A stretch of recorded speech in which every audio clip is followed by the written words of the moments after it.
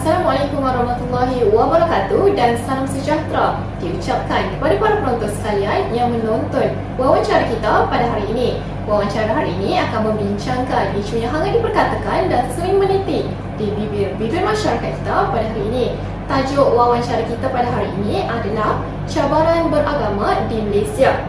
Kita sedia maklum bahawa negara Malaysia merupakan negara majmuk yang memiliki pegangan agama yang berbeza-beza. Maka dengan ini, wawancara hari ini kami bawakan 4 orang ahli yang pakar untuk berdiskusi berkenaan topik hangat ini. Kami bawakan ahli panel yang pertama, Encik Muhammad Hafizuddin, selaku pegawai yang bertugas Jabatan Hal Ehwal Agama Islam Negeri Kedah. Apa khabar Encik hari ini? Sihat? Alhamdulillah sihat. Seterusnya, ahli panel yang kedua, Cik Mas Ika Nazira, selaku pensyarah dari USIM dalam bidang pengajian antropologi, agama dan masyarakat. Apa khabar Cik Mas Ika Nazira hari ini? Sihat, Alhamdulillah. Apa khabar saudari pengacara? Alhamdulillah, saya juga sihat. Seterusnya, saya perkenalkan Cik Nurhanani, selaku penasihat Majlis Perundingan Agama Buddha, Kristian, Hindu, Sikh dan Tao Malaysia. Apa khabar Cik? Baik-baik saja kat sini. Alhamdulillah. Dan ahli panel kita yang terakhir, Cik Eliana, selaku Pengetua Laga Seminary LS Protestant Church in Sabah. Apa khabar Cik? Kabar baik. Saya sihat dan bahagia. Okey, jika semua ahli panel baik-baik, kita teruskan wawancara kita pada hari ini. Selamat datang diucapkan kepada barisan ahli panel kita ke wawancara agama kita pada hari ini. Pada hari ini, kami bawakan isu yang sangat dekat dengan masyarakat pada hari ini. Kesilapan besar dalam masyarakat hari ini ialah apabila takut bahawa semakin kuat fahaman dan amalan agama, individu semakin berbahaya mereka kepada agama lain. Kerana sebetulnya orang yang kuat agama akan membahagiakan semua dan menghormati agama orang lain. Islam agama rasmi, manakala agama lain seperti Hindu, Buddha, Kristian, Sikh, kepercayaan Confucius, Tao dan Animism bebas diamalkan tertakluk dalam perlembagaan. Isu berkaitan konflik agama memang wujud, namun ia masih terkawal. Dan kebanyakan punca konflik apabila menyentuh perbezaan dan sensitiviti. Pengurusan konflik yang perlu dijayakan oleh pihak berkuasa ia bersifat kesan, jangka pendek dan juga jangka panjang. Hubungan antaragama adalah satu keperluan demi perpaduan negara. Apa yang boleh dihubungkan ialah functionalism agama. Apa yang tidak boleh ialah substantif agama. Dan kedudukan dan hal tuju hubungan antaragama di Malaysia boleh diurus dengan gagasan Satu Malaysia. Baiklah, menurut Emil Durkheim, definisi agama adalah suatu sistem yang terpadu yang terdiri atas kepercayaan dan praktik yang berhubungan dengan hal yang suci dan menyatukan semua penganutnya di dalam suatu komuniti moral yang di mana umat manakala menurut Prof. Dr. diberi karya definisi agama adalah keyakinan adanya sesuatu kekuatan supernatural yang mengatur dan menciptakan alam dan isinya penanda jati diri rakyat Malaysia adalah agama. Justru itu, dia menyebabkan Malaysia memperuntukkan prinsip rukun negara yang pertama, iaitu kepercayaan kepada Tuhan. Isu agama perlu ditangani dengan bijak dalam perlembagaan turut memperuntukkan perkara 3 Ceraian 1 menegaskan bahawa Islam sebagai agama persekutuan, manakala agama-agama lain bebas diamalkan. Tidak boleh menyebarkan agama lain dalam kalangan orang Islam. Manakala ajaran Islam pula tidak menjadi paksaan kepada penganut agama lain. Oleh itu, tanpa membuang masa lagi, mari kita berdiskusi isu yang dibawa pada hari ini, iaitu cabaran beragama dalam kalangan masyarakat kita pada hari ini. Bagi sesi pertama, kita akan menunggu 2 orang ahli panel kita, iaitu Encik Hafizuddin dan Cik Mas Ika Nazira untuk mengulas dengan lebih lanjut berkenaan isu ini. Soalan saya kepada ahli panel yang pertama, Encik Hafizuddin, selaku pegawai yang bertugas Jabatan Hal Ehwal Agama Islam Negeri Kedah yang sangat arif dan dekat dengan bidang tugasnya, apakah pandangan Encik berkenaan cabaran agama Islam iaitu agama rasmi negara Malaysia dalam kalangan masyarakat pada hari ini? Dipersilakan Encik. Assalamualaikum warahmatullahi wabarakatuh.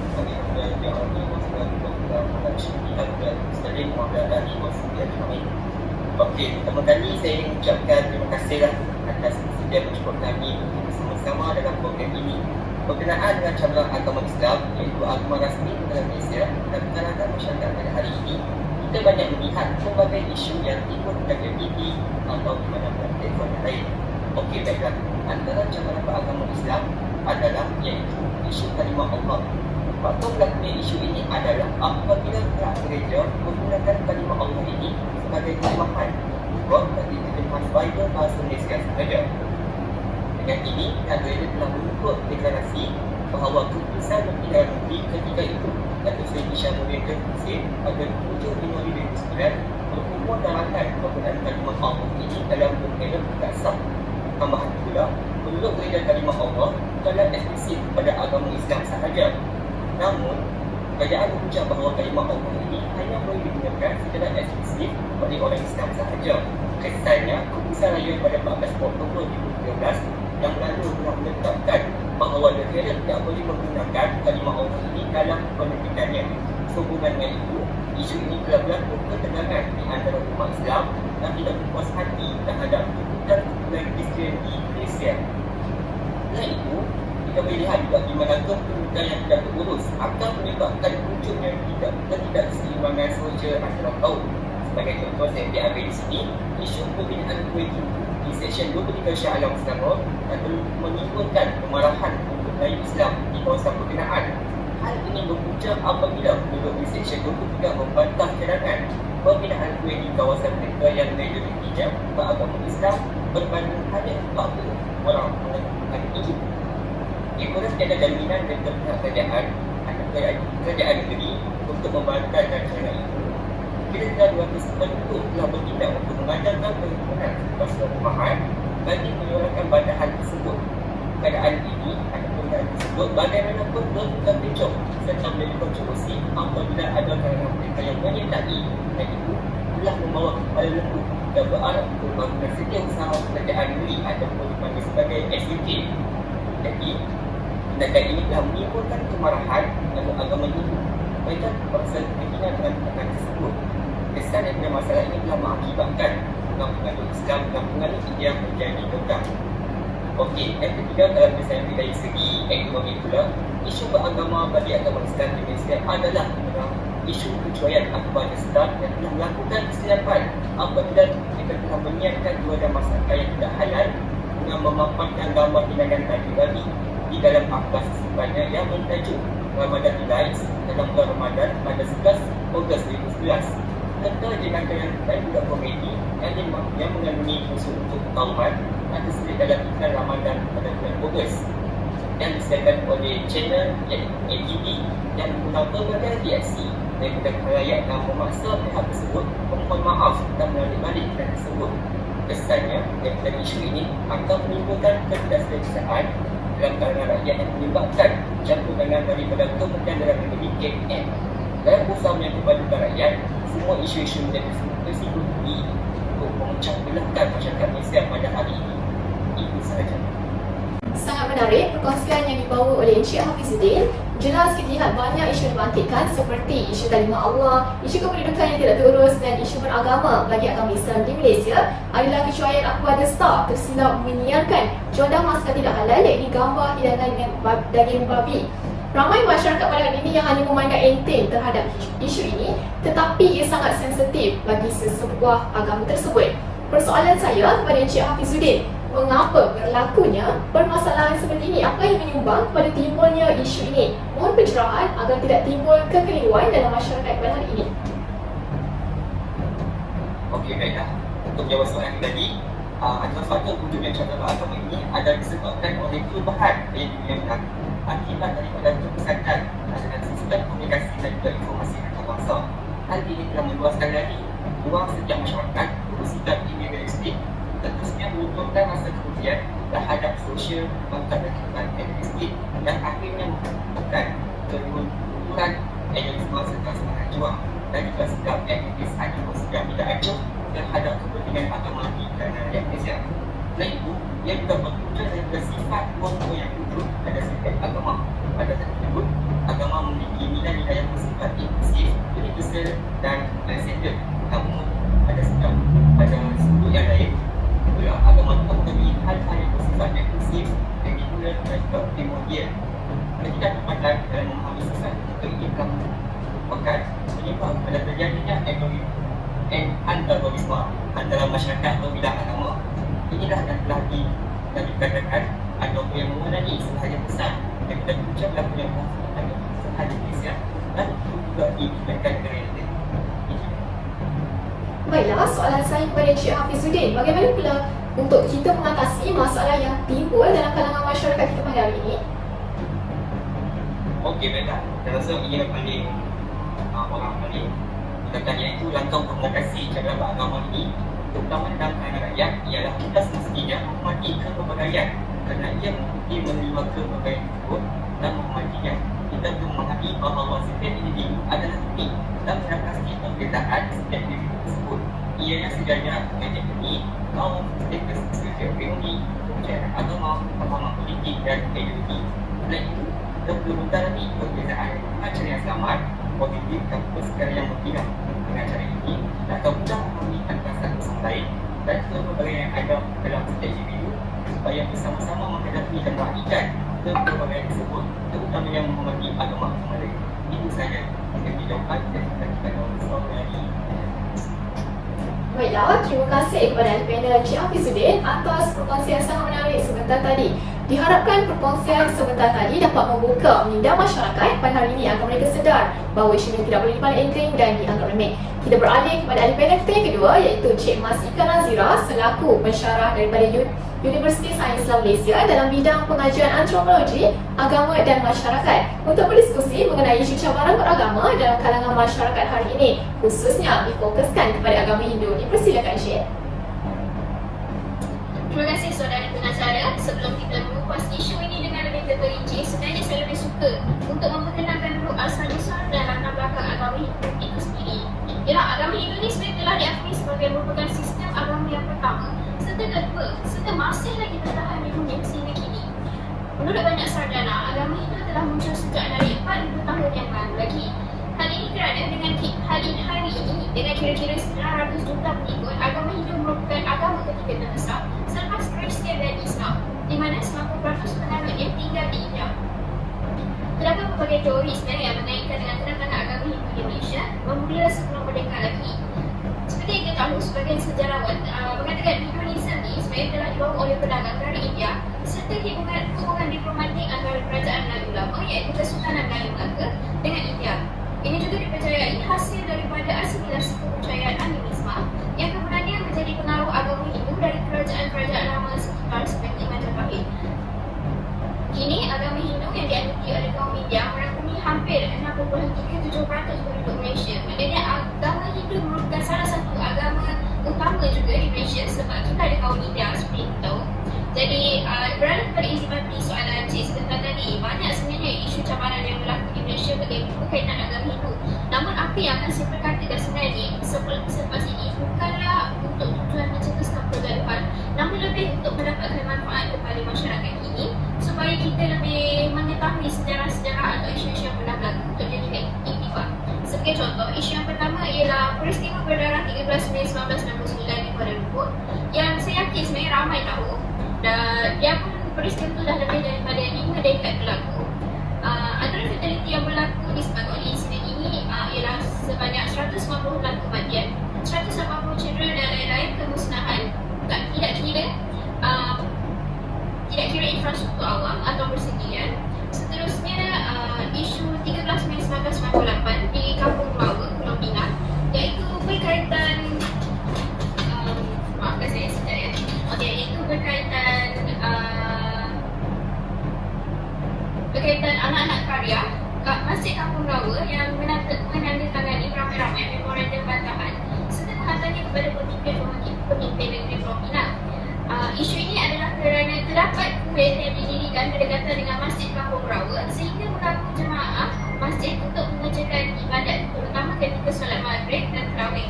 Kerana di kuil tersebut mereka membunyikan loceng kuil sewaktu umat Islam tengah mengerjakan solat. Jadi sebenarnya isu ini sangat sensitif, ialah dua agama diletakkan dalam satu kawasan dan mereka juga tidak ada common sense untuk menghormati sesama agama. Jadi isu ini telah mencetuskan pergaduhan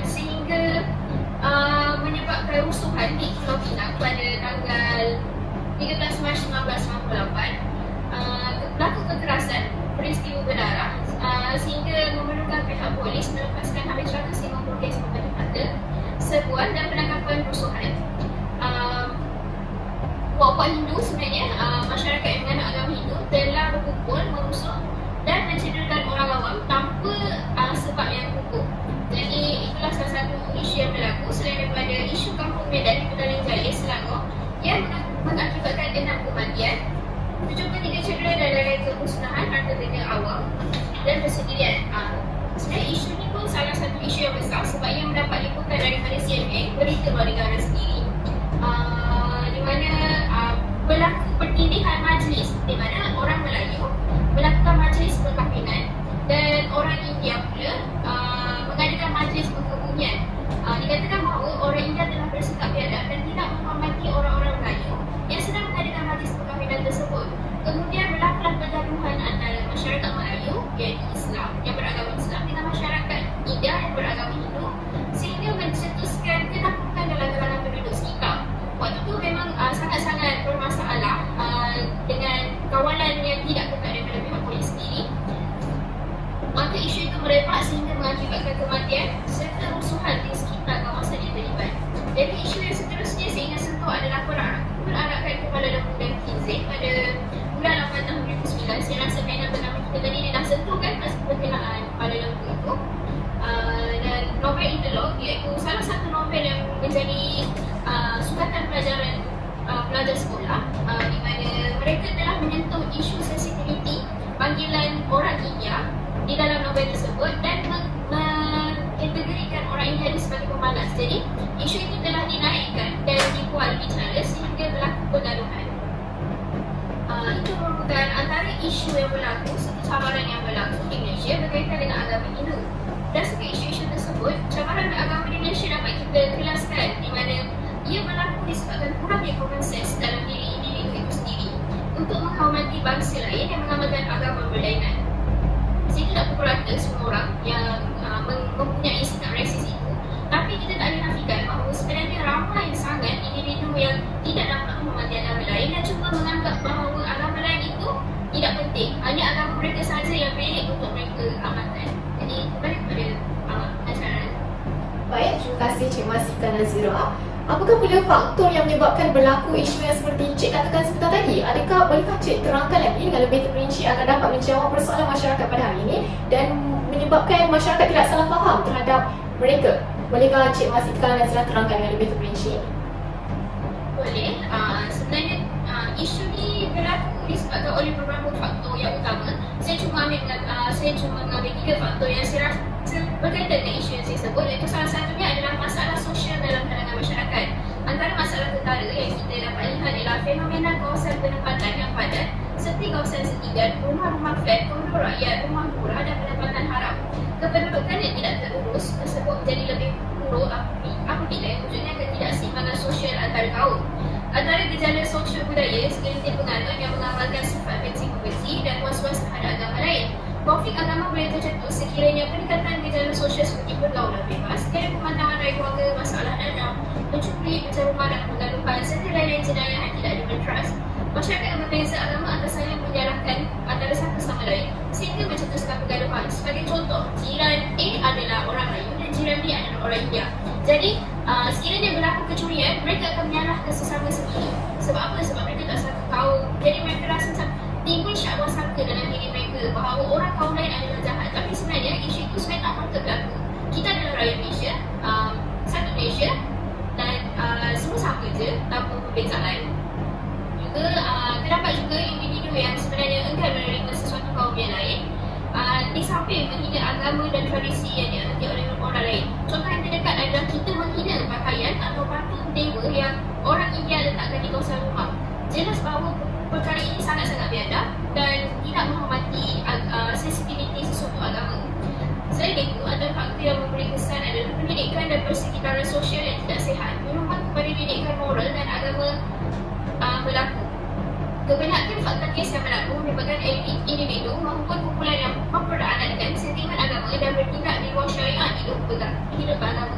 Maknanya, orang itu bertindak biarpun dia kuat agama, kuat mempraktikkan agama mereka, namun mereka tidak mempunyai sensitiviti dan hanya mengaplikasikan agama mereka mengikut kehendak mereka dan bukannya kehendak syariat agama itu sendiri.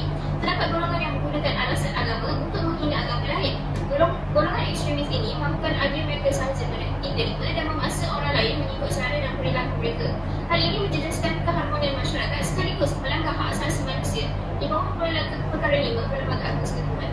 Dan faktor yang terakhir adalah turut perlu diambil kira pencetus konflik dalam era ini adalah penggunaan media massa dan teknologi komunikasi tanpa sempadan. Di bawah ini adalah beberapa contoh yang boleh diambil iktibar. Penggunaan teknologi yang terlalu maju sangat memberi kesan kepada masyarakat. Penggunaan mereka seolah-olah tidak mempunyai akal fikiran ketika memberi komen terhadap sesuatu isu sehingga menyentuh perkara yang dianggap sensitif dan mencemarkan sesuatu agama. Seperti kita tahu, ada juga setengah individu yang menggunakan akaun palsu untuk terdapat juga sesetengah individu yang menggunakan akaun palsu untuk menyebarkan idea dan dakwah yang membesar daripada agama asal mereka. Jadi itulah antara 3 faktor utama yang saya kongsikan berdasarkan isu yang saya sebut kepada pengacara. Baiklah, terima kasih. Setiap isu yang berlaku mesti mendatangkan kesan yang syika dan tidak kira kepada masyarakat ataupun negara. Jadi pada pandangan syika, apakah kesan isu-isu tersebut ke atas negara, masyarakat dan juga individu pada hari ini?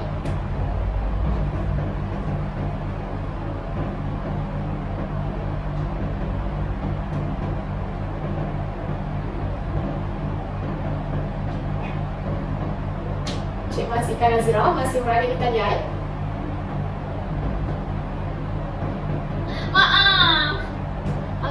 Maaf saya boleh kembali.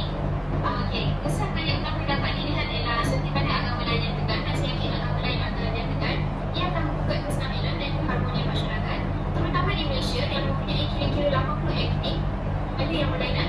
Maka sekiranya pelaku berkenaan agama, kesannya akan membuka keharmonian serta perpaduan agama.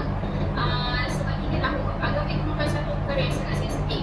Selain itu, kesan yang dapat dilihat ialah daripada negara, iaitu sekiranya perpaduan terjejas, sudah pasti negara akan menjadi puncak kancing. Individu yang mempunyai kepentingan ini akan mengambil peluang untuk mempersenangkan keamanan negara dengan rakyat yang saling berbalas sama sendiri akan menyebabkan suasana tidak selamat wujud, dan sekaligus menyebabkan pihak luar enggan melapor di dalam negara. Maka ekonomi akan terjejas sekaligus menjatuhkan negara ke paras negara miskin dan tidak mustahil negara itu akan dijajah kembali. Tapi di sebalik kesan negatif yang berlaku ada juga kesan positif. Kita dapat lihat bahawa tidak dapat dinafikan kesalahan masa lalu menjadi iktibar kepada negara seperti peristiwa 13 Mei. Selepas peristiwa rusuhan kaum itu berlaku, kerajaan telah mengambil langkah drastik dengan mengukuhkan Majlis Gerakan Negara Mageran yang bertanggungjawab dalam mengubah hukum negara sehingga ini kita pakai dalam menjamin keamanan negara dan keharmonian kaum. Baik, jadi sebelum kita mengakhiri sesi pertama ini, apakah kata-kata akhir atau rumusan yang boleh dibuat oleh Cik? Saya boleh katakan bahawa langkah kerajaan sangat penting bagi menangani isu konflik agama dan kaum, di mana menurut statistik yang dikumpul, terdapat 28 kawasan panas di Selangor, Kuala Lumpur, Pulau Pinang, Kedah dan Johor yang sering terjadi kegaduhan. Kawasan yang paling kritikal ialah di Kuala Lumpur, iaitu daerah Sentul. Jadi dalam statistik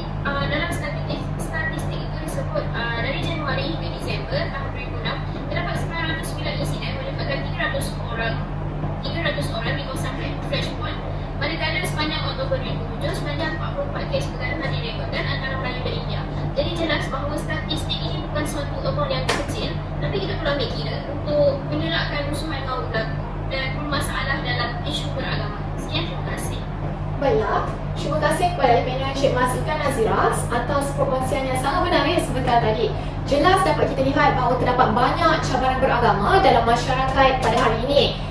Diharapkan diskusi pada hari ini dapat membuka minda masyarakat pada hari ini agar mereka sedar bahawa isu ini tidak boleh dipandang enteng. Maka dengan ini kita berehat seketika dan kembali semula untuk sesi kedua bersama ahli panel Cik Hanani dan Cik Eliana untuk mengulas dengan lebih lanjut lagi berkenaan isu ini.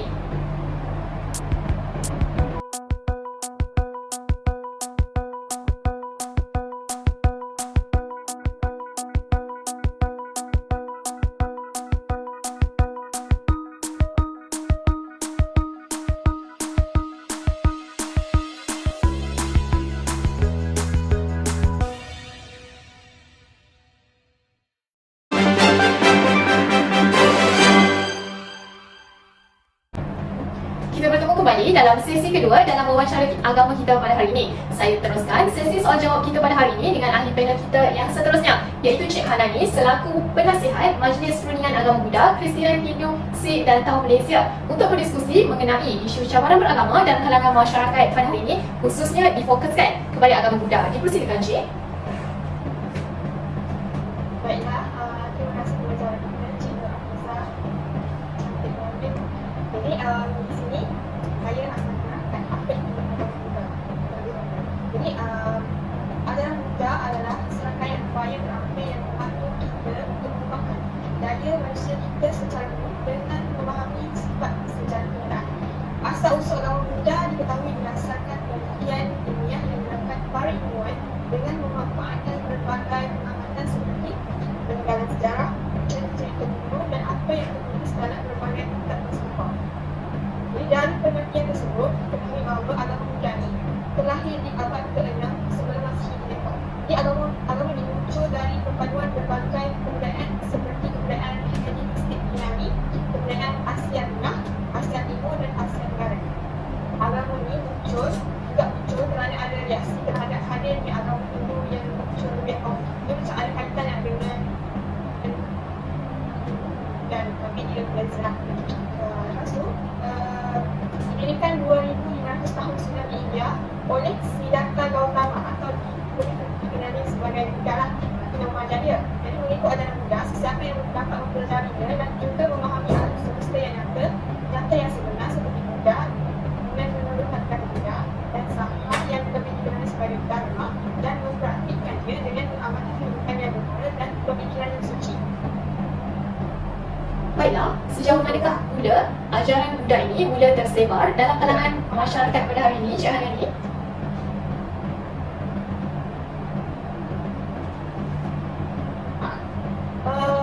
Yalah, ajaran Buddha ni meluas ke seluruh Asia dan kini merupakan agama terbesar keempat di dunia. Jadi Buddha ni menghabiskan sebagian besar hidup. Dia mengajarkan upaya-upaya terakhir untuk membangun seperti yang dia telah wujudkanlah sehingga orang lain pun boleh menjadi Buddha yang tercerahkan.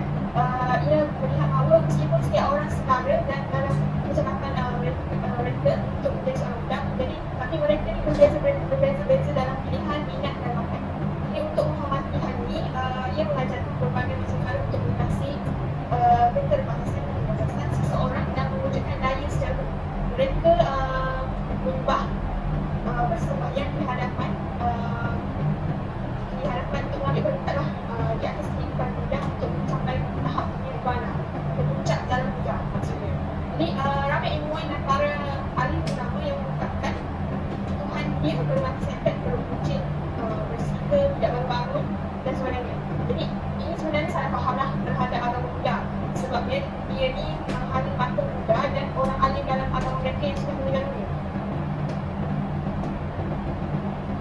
Maka berbina balik untuk memperingati kembali orang-orang alim dalam agama dia yang meninggal dunia. Jadi di setiap buat dan kuil yang akan disediakan sebuah patung yang istimewa. Jadi ia ringkaslah menuju kepada orang agama Buddha. Jadi itu pasal itu. Jadi mesti Cik Nafizah dengan ahli band lain nak tahukan macam mana pula agama Buddha dekat Malaysia. Jadi immigration memainkan peranan penting dalam memperkenalkan semula agama Buddha ke Malaysia. Itu pada abad ke-19, terutamanya di bawah pemerintah British, terdapat kebanjiran peniaga Cina dan pekerja yang datang untuk bekerja di Lombok Bukit Timah dan membawa bersama mereka kepercayaan dan Mahayana Buddha mereka. Jadi pada hari-hari awal immigration mereka telah dikumpulkan kepada membina buak atau rumah nenek moyang untuk Buddha sebagai pusat untuk masyarakat mereka lah. Jadi ia hanya dunia bahawa sami-sami dari China tu itu bukan kuil-kuil Buddha di pelbagai tempat di negara kita, negara Malaysia. Jadi salah satu yang paling cemerlang ialah paling terkenal kuil Kek Lok di Pulau Pinang.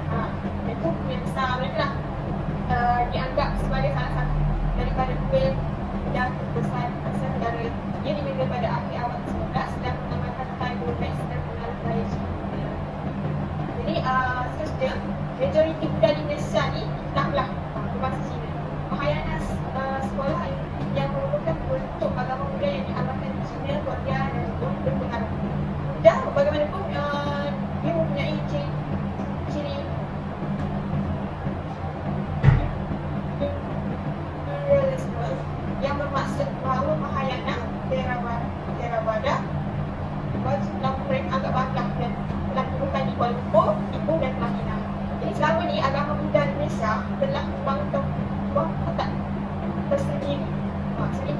pelbagai tradisi agama Buddha telah disahkan. Jadi terbuktilah kita tahulah hari Wesak, hari perayaan mereka yang diadakan untuk memperingati Buddha, kelahiran dan kesedaran dan pencapaian nirwana mereka. Sehingga sudah Al-Quran hadis harga Indonesia menyambut perayaan ini secara besar-besaran. Walau bagaimanapun hari Wesak kini diraihkan besar-besaran oleh seluruh Buddha kan. Baiklah, terima kasih Cik Hanani. Apa pula pandangan Cik Hanani berkenaan isu yang dibangkitkan dalam agama Buddha ini? Okey, yang kita tunggulah isu cabaran yang dibangkitkan dalam agama Buddha ni. Jadi yang saya tahu lah, yang saya dapat berikan, pertama sekali isu yang dibangkitkan kita dapat lihat isu Mahathir lah, iaitu ini tentang hubungan Muslim dengan Buddha Indonesia, iaitu sebenarnya berada pada tahap yang baik dan terkawal. Tapi wujud juga isu-isu ni yang mengundang respon berbeza dalam kalangan penangan Buddha. Pada tahun 2013, ada satu video ni, sekumpulan pengamal Buddhism dari Singapura telah mengadakan upacara keagamaan di sebuah surau. Jadi yang terjadi itulah viral. Polis Malaysia telah menangkap pemilik resort selepas dia menggunakan 13 kuda untuk menggunakan surau itu untuk meditasi mereka di Kota Tinggi Johor. Jadi insiden tersebut telah menjadi kejutan kepada umat Islam di Malaysia. Telah jadi isu panas Buddha dengan Muslim. Lepas tu berikutan dalam pada 28 Ogos 2013 ni, bilik sembahyang kontroversi itu dirobohkan oleh pengurusan penginapan dalam masa 21 hari dari tarikh penerimaan notis selepas protes yang banyak oleh penduduk ini. Jadi pada masa itu, Syed Ahmad Saleh, pemilik penginapan tersebut telah menjelaskan bahawa dia telah membenarkan Buddha itu untuk menggunakan surau itu untuk sesi meditasi. Jadi dia tak sedarlah bahawa sebenarnya salah. Ini satu kesalahan. Kalangan Buddha yang menzahirkan respon kritis apabila melihat agenda masyarakat majoriti Muslim dengan anggapan ia mengancam survival menganut agama. Jadi khususnya dalam aspek kebebasan beragama berdasarkan beberapa kes yang berlaku melibatkan pengantinnya. Jadi selain itu, mereka yang menentang status Malaysia sebagai sebuah negara Islam kerana ia menjurus kepada pelaksanaan undang-undang Islam sebelumnya dan belum terjamin kedudukan kalangan umat Islam. Namun pada masa yang sama, walaupun wujud perkara berikutlah wujudnya kalangan Buddha yang menunjukkan sikap macam mana kalangan penganut Buddha tu, walaupun berlaku benda ni, dia tunjukkan sikap toleransi dalam hubungan mereka dengan Muslim. Tak, dia bukan berontak tapi ada toleransi. Jadi mereka ni tidak membawakan sikap tidak setuju dalam sejarah terang-terangan, tapi bahkan mereka tidak melalui inisiatif untuk berhubungan dengan Muslim dalam upaya untuk seterusnya dapat memberikan kefahaman antara dua pihak. Jadi di sini isu tapi dia ada penyelesaian dia. Akhir sekali dia macam baik-baik je Muslim dengan Buddha. Jadi yang kedua, isu yang dibangkitkan adalah isu kebenaran. Jadi apabila kuasa kerajaan Sriwijaya berkuasa dalam abad ke-11, pengaruh agama Buddha di rantau ini berangsur-angsur hilang. Yang telah dikatakan oleh Buddha sebagai agama itu bukan sebenarnya sebagai kebenaran. Jadi sebenarnya mereka anggap agama Buddha ini kekal sama tapi ada juga hilang hari demi hari. Jadi oleh itu dia ada mana-mana bahagian dalam ajaran-ajaran Buddha yang kita anggap sebagai tidak praktikal ataupun yang perlu dimasukkan supaya sepadan dengan corak kehidupan moden kita. Jadi masalah timbul kerana banyak ajaran yang disampaikan oleh Buddha tidak dapat dipahami dengan sepenuhnya oleh orang ramai. Jadi oleh itu mereka cuba menerangkan di dalam erti kata mereka sendiri. Jadi wujudnya pelbagai interpretasi atau tafsiran. Ini banyaklah banyak pandangan. Yang itu kata ini, yang ini kata itu. Oleh yang demikian kita tidak sepatutnya lah menganggap Buddhism ni tidak terkait pada hari ini semata-mata kerana wujudnya salah faham tentang ajaran-ajaran dia. Jadi sesungguhnya salah faham yang timbul ni akibat daripada kejahilan dan kekeliruan kita. Jadi seterusnya, tigalah akibat dari cara hidup kita di dalam masyarakat moden, berbagai kerumitan yang timbul akan timbul apabila kita ingin mengikuti sesetengah prinsip keagamaan yang punya. Jadi dengan adanya salah faham ajaran-ajarannya dan tidak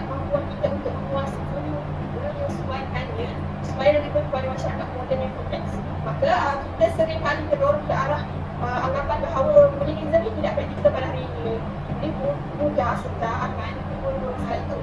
Jadi, dan beliau tidak memaksakan kita percayainya secara murni. Sebaliknya, beliau menggalakkan kita supaya menyoal dan menyelidik sehingga mendapat jawapan yang sebenarnya. Diketahuinya bahawa apabila kebenaran itu disedari, maka tiada apa-apa lagi yang perlu syaki. Kita seterusnya boleh membentuk keyakinan sendiri dengan menggunakan akal kebijaksanaan dan dari pemahaman diri kita. Dan kita akan menghargai apa yang sebenarnya diajar oleh kita sebagai netizen hanya setelah menyoal dan menyelidik dengan cara yang baik dan bukan secara memiliki tanpa pemahaman yang sewajarnya. Isu cabaran yang saya tekan dan juga sedikit lakukanlah. Kita kena pesan terbaiklah kepada semua agama, masalah muda ataupun apa sekalipun. Itu sahaja. Baiklah, terima kasih kepada ahli panel Cik Anani atas perkongsian sangat menarik sebentar tadi. Diharapkan perkongsian ini dapat membuka minat masyarakat pada hari ini agar mereka sedar bahawa isu ini tidak boleh dipandang enteng dan dianggap remeh. Kita beralih kepada ahli panel kita yang terakhir, iaitu Cik Eliana selaku Pengetua London Seminary LS Protestant Church in Sabah untuk berdiskusi mengenai isu cabaran dalam kalangan masyarakat pada hari ini, khususnya difokuskan kepada agama Kristian. Dipersilakan. Baiklah, terima kasih kepada Cik Pengacara. Dengar suara saya? Ya, dengar Cik. Baiklah, saya teruskan. Syukur kepada Tuhan kerana kesempatan dan berikan kepada semua.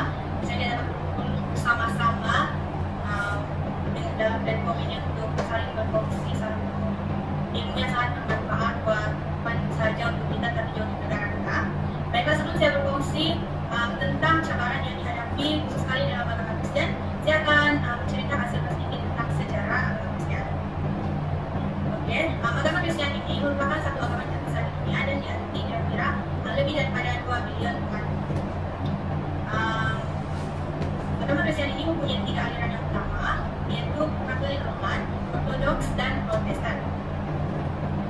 Saya ringkaskan, agama Kristian ini telah disebarkan di Malaysia sebelum Malaysia merdeka oleh pedagang-pedagang sekali membalik Kristian. Di Malaysia terdapat beberapa aliran agama Kristian yang saya akan sebutkan, iaitu Protestant Church, di mana ini adalah gereja yang hanya terkhusus di negeri Sabah sahaja. Seterusnya Roman Katolik, Seventh-day Adventist, Anglican, dan banyak lagi sebenarnya.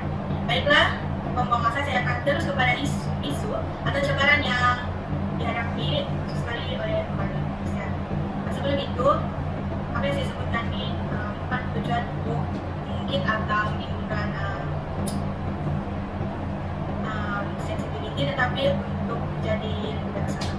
Yang pertama sekali, seperti yang telah dikatakan atau telah disebut oleh Encik Muhammad Hafizuddin sebentar tadi, yaitu berkenaan dengan isu kalimat Allah. Bapak saya, baiklah, isu ini sebenarnya sudah diselesaikan sekitar 1 abad yang lalu, tetapi dalam satu artikel yang saya jumpai bertarikh 20 Mac tahun 2021, di mana ada parti politik yang masih mengungkit isu ini di negeri Sabah, di mana mereka masih menuntut supaya penganut agama Kristian, khusus sekali yang berada di semenanjung Malaysia, diberi keistimewaan seperti penganut Kristian yang ada di negeri Sabah dan Sarawak untuk menggunakan kalimat itu. Ini merupakan satu isu yang terus menjadi faktor ketegangan antara penganut agama Islam dan Kristian, apatah lagi jika dikaitkan dengan parti politik. Seterusnya saya akan beralih kepada cabaran beragama yang kedua, yaitu yang sangat utama bagi saya sebagai salah satu penganut Kristian di negeri Sabah, dan ia sangat ketara dan boleh dilihat di mana pegangan amalan tradisi yang masih kuat dalam kalangan penganut agama Kristian. Seperti yang kita tahu, negeri Sabah mempunyai berbagai etnik. Jadi berbagai etnik itu, berbagai juga budaya mereka amalkan serta warisan daripada nenek moyang mereka. Jadi walaupun ada yang sudah menganuti agama Kristian, tetapi masih mengamalkan amalan-amalan terdahulu. Misalnya saya ambil daripada Soviet. Soviet ini adalah satu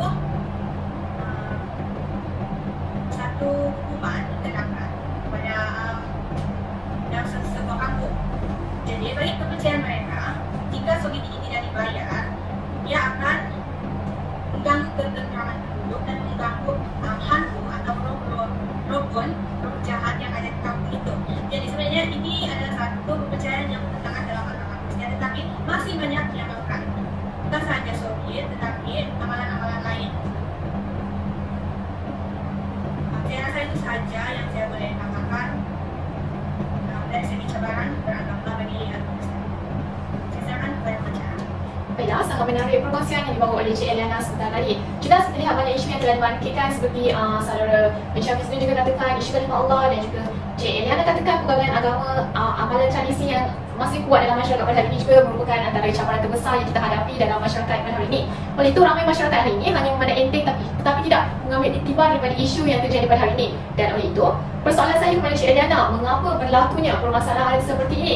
Apakah yang menyumbang kepada timbulnya isu ini? Mohon pencerahan agar tidak timbul kekeliruan dalam masyarakat pada hari ini. Dipersilakan. Baiklah, terima kasih sekali lagi.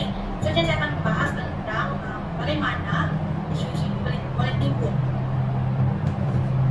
Bagi pendapat saya, yang pertama adalah karena masyarakat yang masih kurang pengetahuan. Seperti yang saya katakan tadi berkaitan dengan isu kalimat itu, di mana dia sudah diselesaikan sejak sedekat yang lalu. Tetapi karena kurangnya pengetahuan dalam kalangan segelintir masyarakat, maka isu itu boleh timbul kembali karena mereka tidak mengetahui bahwa isu itu sudah diselesaikan. Mereka tidak cari maklumat, tidak cari tahu tentang, tidak buka tentang isu-isu yang timbul dalam negara kita. Seperti yang kita tahu, di zaman modern ini kemajuan menyebabkan maklumat, khusus sekali maklumat tentang agama atau serta maklumat yang lain itu mudah tersebar. Maka ada juga yang mudah terpengaruh dengan maklumat yang tidak berasas, maklumat yang tidak sahih, maklumat yang menimbulkan salah paham, maklumat yang menimbulkan sensitivity. Jadi karena kurangnya itu, mereka mudah menerima setiap maklumat yang mereka baca dan lihat pada di perkembangan dalam media sosial. Seterusnya, faktor yang kedua dan pendapat saya karena isu agama itu sering dibesar-besarkan apabila dia dikaitkan dengan sebuah partai politik. Kemudian saya telah katakan sebentar tadi, dan dalam isu yang tahun lalu, isu itu dibangkitkan kembali karena partai politik yang menyebutnya. Jadi pandangan rakyat itu sudah tentu lebih tertentu dalam partai politik, apalagi ketika pilihan raya PKTB atau pilihan raya umum itu berlangsung. Jadi itu saja dari saya saja. Saya kembalikan kepada pengacara. Baiklah, berdasarkan pandangan yang Encik Eliana tadi, dapat dikatakan bahawa kurangnya ilmu pengetahuan dan juga isu sesuatu agama dikaitkan dengan parti politik adalah menyumbang kepada berlakunya permasalahan pada hari ini. Jadi soalan saya kepada Encik Eliana, bagaimanakah cara untuk kita mengatasi masalah yang timbul dalam kalangan masyarakat pada hari ini? Baiklah, saya akan beri satu saja langkah yang saya rasa bukan saja boleh digunakan dalam satu agama tetapi juga dalam secara umum dalam negara kita, yaitu kita seharusnya menghapuskan etnosentrisme, prasangka, stereotip dan diskriminasi dalam pada mengambil kira aspirasi terbaik dalam negara kita. Seperti yang kita tahu, Malaysia ini mempunyai masyarakat yang maju. Jadi sepatutnya setiap masyarakat walaupun punya perbezaan dari segi budaya atau agama, bahasa dan lain-lain, haruslah mengambil peluang itu untuk menjadikan hubungan serta menjalankan interaksi antara sesama dan bukan mengangkat diri mereka atau agama mereka lebih tinggi berbanding dengan agama lain. Seperti yang saya katakan sebentar tadi, mana masih ada masyarakat kita yang mungkin kurang pengetahuan atau kurang peka dengan isu-isu dalam negara kita. Jadi kalau kita lebih rajin mendalami sama ada ilmu khususnya dalam ilmu agama masing-masing atau ilmu di dunia ini, dan tentu kita tidak akan mengangkat diri kita atau agama kita melebihi masyarakat yang lain. Karena kita sudah ada nilai dalam diri kita sudah ada nilai toleransi, kita sudah ada nilai menghormati. Selain itu, masyarakat Malaysia juga seharusnya lebih aktif mengikuti berbagai aktivitas seperti dalam agama, masyarakat ekonomi, serta seminar. Itu meningkatkan interaksi antara masyarakat dan agama. Jadi saya rasa kerjasama adalah yang paling penting dan berkesan dalam menghadapi cabaran beragama di Malaysia. Baiklah, terima kasih kepada Cik Eliana atas perkongsian yang sangat menarik sebentar tadi. Sebelum mengakhiri sesi wawancara kita pada hari ini, dipersilakan ahli-ahli panel untuk menyimpulkan sedikit perbincangan kita pada hari ini. Dipersilakan ahli panel pertama, Cik Hafizuddin. Okey, baiklah. Terima kasih kepada saudari Azizah yang begitu cantik pada pagi ini. Okey, sebagai rumusannya dalam program kita pada pagi ini, saya ingin mengatakan bahawa kita sebagai rakyat Malaysia yang terdiri daripada berbagai budaya dan agama ini perlulah mempunyai sikap menghormati terhadap agama lain. Hal ini dikatakan demikian kerana Malaysia mempunyai masyarakat yang berbidang agama dan budaya yang pada asasnya hidup secara aman dan damai. Pelbagaian ini bukan satu tindakan yang sepatutnya diraihkan dan menjadi kebanggaan rakyat kita. Akhir kata, saya perlu kepada semua yang menonton dalam program kita pada hari ini agar menanamkan semangat berpandai ini supaya negara kita dapat jadi aman dan sentosa daripada sebarang masalah. Sekian daripada saya. Terima kasih Cik Hafizuddin atas penggulungan yang sangat menarik sebentar tadi. Seterusnya, apa pula pandangan Cik Mas Ika Nazira terhadap isu ini? Dipersilakan. Terima kasih saudari pengacara. Sejujurnya bagi saya isu cabaran ni akan sering berlaku, tidak kira sekarang, dahulu, kini dan saya rasa akan terus berlaku. Sekiranya masyarakat masih kekal dalam tampuk yang lama di mana mereka hanya membenarkan agama mereka sahaja yang relevan dan tidak menghormati agama lain. Jadi saya rasa dah tiba masanya kerajaan mengambil langkah yang lebih proaktif untuk mengatasi masalah kecelaruan dan pandangan masyarakat terhadap agama yang berbeza.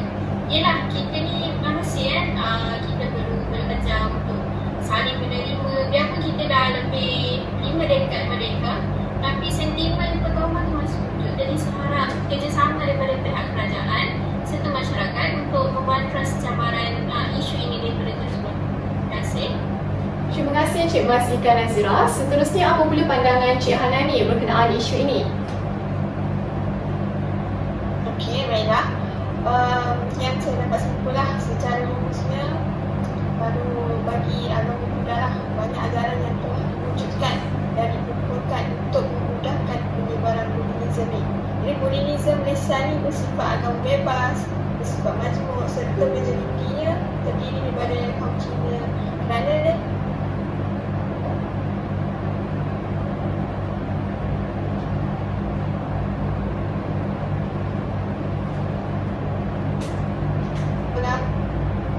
sistem bahasa Cina yang kuat. Jadi kesannya datang. Tapi sebagai manusia lah, agama ni adalah perkara yang paling asas dalam hidup. Ia menyentuh hakikat individu itu sendiri. Dalam alam ini bersama sekalian makhluk yang semuanya adalah ciptaan Tuhan bagi menjamin keseimbangan nilai dan pembentukan sikap yang sihat. Jadi yang cabaran-cabaran semua tu patutnya semualah pihak berkuasa ke patut mengambil tindakan tertentu lah, termasuk rukun negara, rukun dikela, kemudahan beribadah, sokongan semasa ritual. Jadi sebuah masyarakat yang mempunyai konsep-konsep kepercayaan akan membentuk sebuah sistem yang baru di mana ada norma-norma dan aturan-aturan agama yang melekat yang menjadi ciri khas dalam masyarakat tersebut. Terima kasih Cik Hanani. Saya amat bersetuju dengan pandangan yang dilontarkan oleh Cik Hanani sebentar tadi. Dan seterusnya, apa pula pandangan Cik Eliana sebagai penutup kepada isu yang kita bincangkan pada hari ini? Dipersilakan. Baiklah, sebagai kesimpulannya, berdasarkan saya, sebagai kesimpulannya dan sebagai apa yang saya telah kongsikan sebentar tadi, saya dapat menyimpulkan bahawa setiap pegangan agama itu bukan agama yang sepatutnya disalahkan, tetapi kerana sikap masyarakat itu sendiri. Jadi rakyat Malaysia sepatutnya lebih menyelami erti masyarakat majmuk. Jika semua masyarakat sudah memahami dan mendalami inti frasa tersebut, sudah tentu isu sensitif berkaitan tentang agama tidak akan tumbuh lagi. Dalam memahami maksud masyarakat majmuk yang sebenar, semua nilai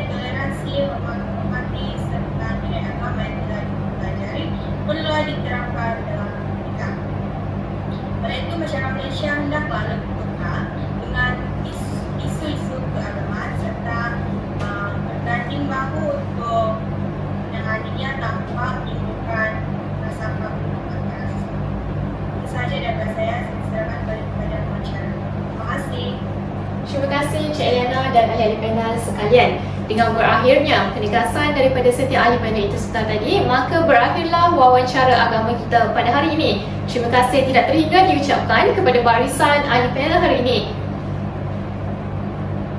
Kita mempunyai ahli panel yang sangat arif dan bijaksana yang berdiskusi mengenai isu hangat di Malaysia, iaitu cabaran agama di Malaysia.